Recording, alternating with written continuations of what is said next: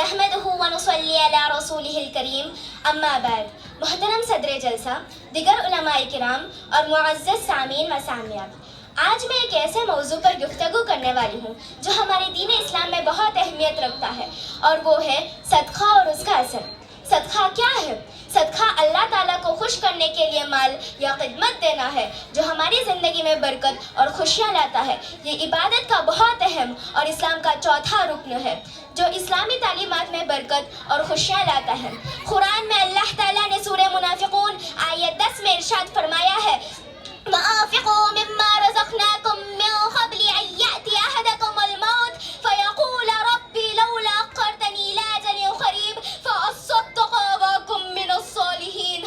ہم نے تمہیں جو کچھ دیا ہے اس میں سے خرچ کرو اس سے پہلے کہ تم میں سے کسی کو موت آ جائے.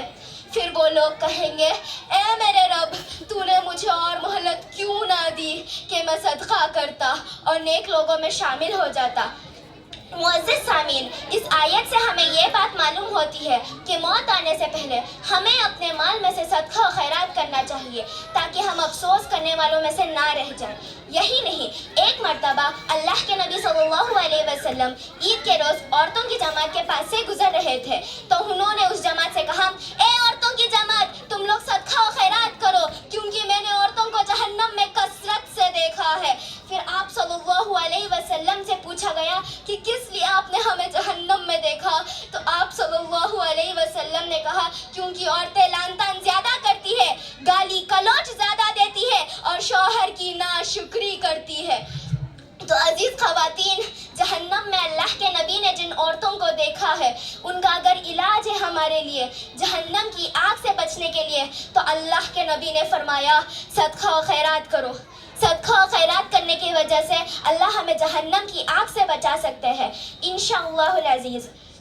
معزز سامعین، اس حدیث میں ہمیں صدقے کی فضیلت معلوم ہوتی ہے، اور یہی نہیں، اس کے بارے میں اور فضیلتیں بیان ہوئی ہیں کہ صدقہ و خیرات کی وجہ سے ہم اللہ کے غصے کو ٹھنڈا کر سکتے ہیں. صدقہ و خیرات کرنے کی وجہ سے ہمارے لیے جہنم کی آگ کو کم کر دیا جاتا ہے، بجھا دیا جاتا ہے، اور قبر میں بھی یہ چیز کام آئے گی.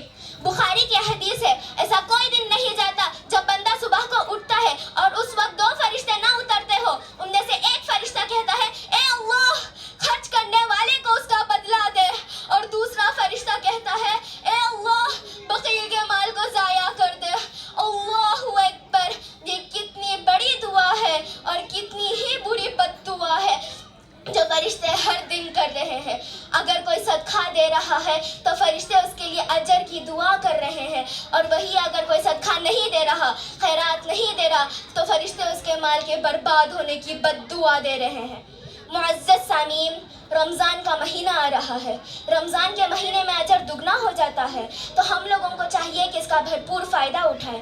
ہم لوگوں کو چاہیے کہ ہم صدقہ و خیرات کریں، ہم فرشتوں کے دعا کے حقدار بنیں، ہم جہنم کی آگ سے بچیں، ہم اللہ کے غصے کو ٹھنڈا کریں، اور ہم عورتوں کو بالخصوص صدقہ و خیرات کر کے جہنم کی آگ سے بچنا چاہیے. کل کرے سو آج کر، آج کرے سو اب. کیوں نہ اس کہاوت پر عمل کرتے ہوئے آج کی ٹیکنالوجی استعمال کریں اور اللہ کو راضی کرتے ہوئے جنت حاصل کریں. آخر میں یہی دعا کرتی ہوں کہ اللہ ہم سب کو صدقہ کرنے والوں میں سے بنائے، جنت الفردوس میں اعلیٰ درجہ عطا فرمائے اور جہنم کی آگ سے بچائے. آمین یا رب العالمین. وآخر دعوانا ان الحمد للہ رب العالمین، والسلام علیکم ورحمۃ اللہ وبرکاتہ. جزاک اللہ خیرا.